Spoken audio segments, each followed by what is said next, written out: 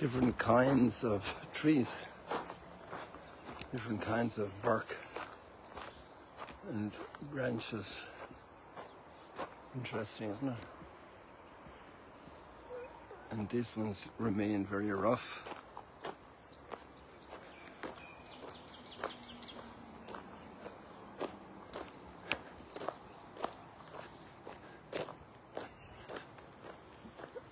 And got a little hazier sky this morning. And these wonderful works of art.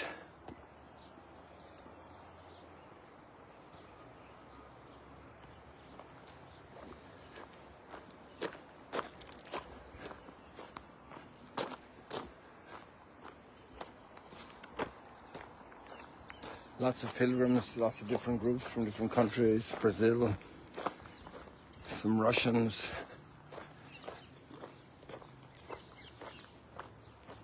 a lot of Americans, US Americans.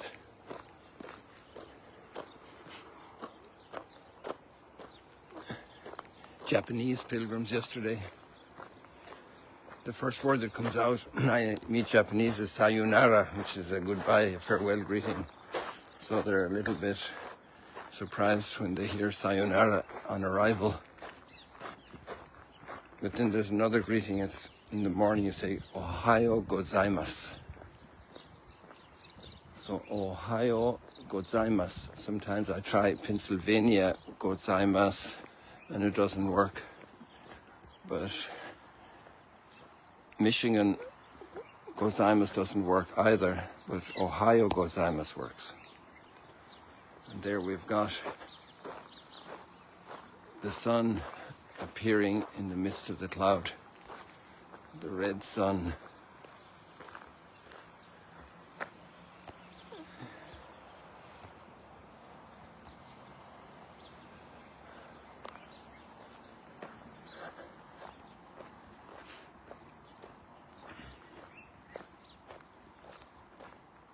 What's the hardest thing in life?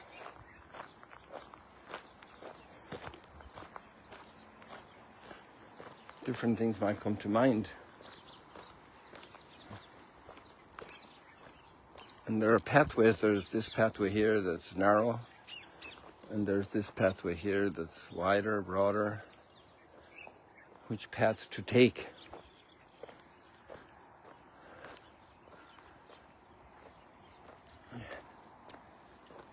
And Jesus says to take the narrow path, the difficult path. The path is easy, that leads to decadence and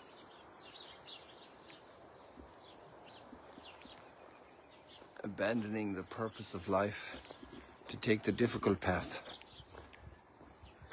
And a formula came from me this morning of what is the difficult path. And it's not to avoid people in conflict. In a family, in a community, between peoples, between races, between people of various differing religious outlook. Not to avoid them, it's difficult. It's difficult. And how to be present among them? How should we be present among people in conflict? And all of them on each side of the conflict are brothers and sisters, siblings made in the image and likeness of God. In a certain sense, abandoning those environments is obviously relaxing in the sense of when you're in those environments, it's very tense. It's very tense, difficult. Every word you say is interpreted and has a different resonance and meaning. In a family where there's a feud, in the workplace, that's a little toxic.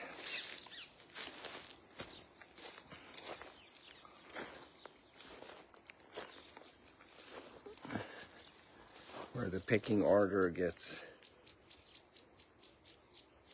upset people are in a bad mood. It's not easy.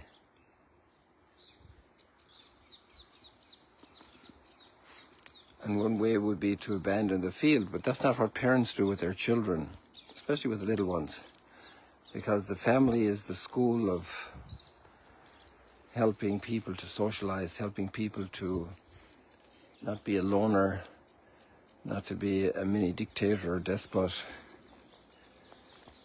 but even from the earliest age to learn to be peacemakers, learn to be people of conflict resolution. We don't expect people to completely reach that level in one jump to clear the mountain of difficulty.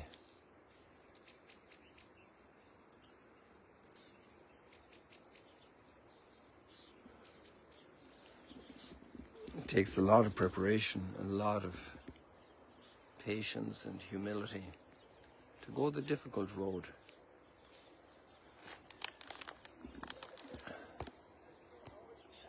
You feel the pain of mutual hostility, you feel the challenge, how to bring all the pieces together. The conflict inside ourselves, a person who's in interior conflict with themselves is also a difficult person to be with. Not easy.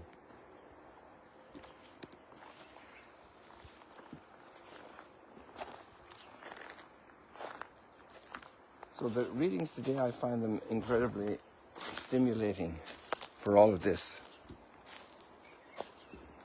Really stimulating.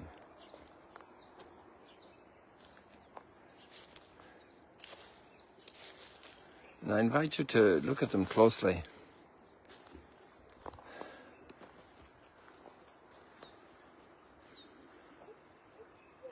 Strive to enter through the narrow gate, for many, I tell you, will attempt to enter, but will not be strong enough. And that word strong is there.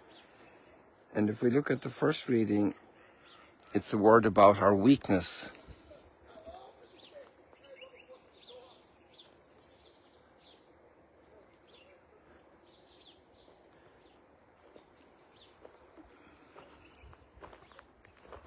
And it says, the Spirit comes to the aid of our weakness.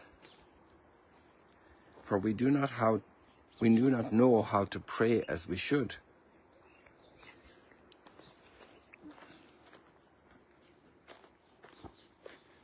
We pray for lots of things.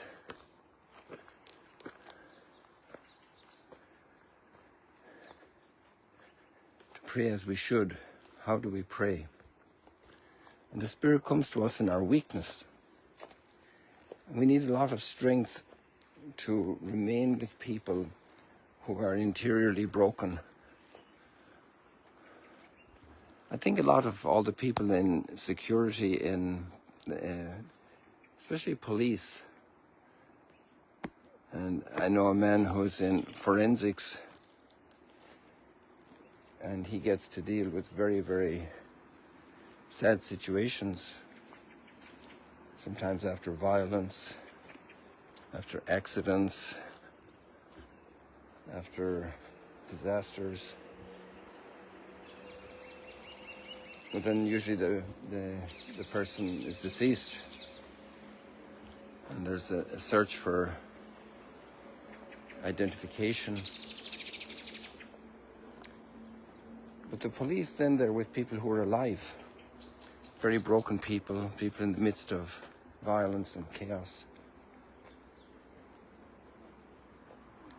And then the difficulty to discern intentions, because we're all very good at giving excuses and put the blame on others. And these are very difficult situations. I think we need to pray a lot for people like this, people also in the area of establishing justice in the society, in the courts. The great responsibility lawyers have. And without truth, there can't be justice, and without justice, there can't be peace. and there are different perspectives to understand reality. All of this overwhelms us. And here we have this line today: the Spirit comes to the aid of our weakness. Also, let's say in relationships in a family, very tense situation, distress, difficulty, and the Spirit will come to us in our weakness, in our inability. And there we need to be listening if we want to be guided by the Spirit. And therefore we also need a lot of humility to restrain ourselves also from speaking very quickly, or to speak with passion and anger, to speak with impatience, with harshness, because we think we know how to fix the situation. We see very clearly. It's not easy. The Spirit comes to us in our weakness, so that we pray for the right gifts. We don't pray for the destruction of the other. We don't pray for those magic solutions to the situation. Pray for guidance and strength to deal with the conflict at that moment. Many times it requires silence and kindness and gentleness in our look, in our gaze, because our gaze is many times the first test of trust. If the person can trust, if we can trust each other, how we look at each other. The purity of heart, the genuine looking for the good of the other, that the other feels cherished and not used or wanted or pushed aside or being overpowered.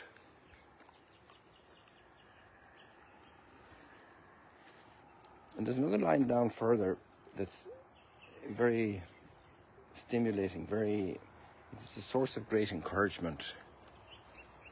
And it also needs a lot of pondering. We know that all things work for good for those who love God.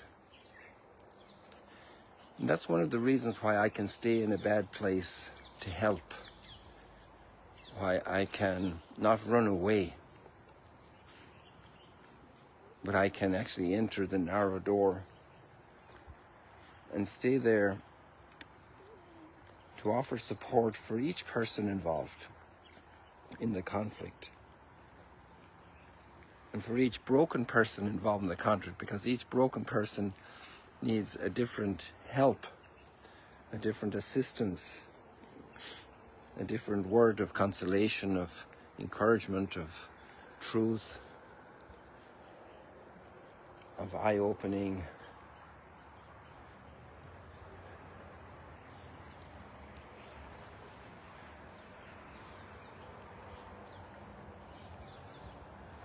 To pray about that today, where you stand in the conflicts, in the environment of your family, in the conversations with people who don't share exactly what you believe in faith or in politics, in lifestyle. How to be present to lift up and not crush, not hurt, not exacerbate the situation. And that's a narrow gate. It's a place of pondering and discernment. And to do that well is a great work of love.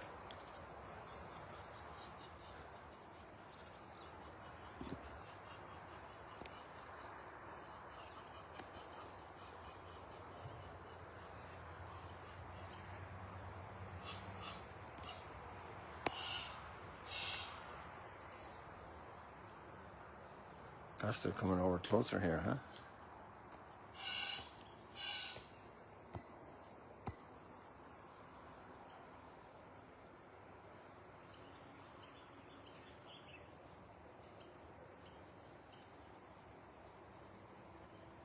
So people, that's good for today. Lots to ponder. I love the Psalm My hope, O Lord, is in your mercy.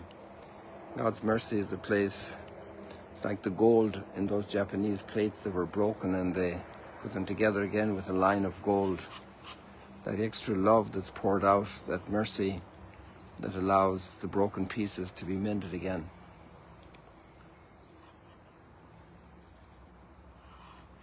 My hope, O Lord, is in your mercy.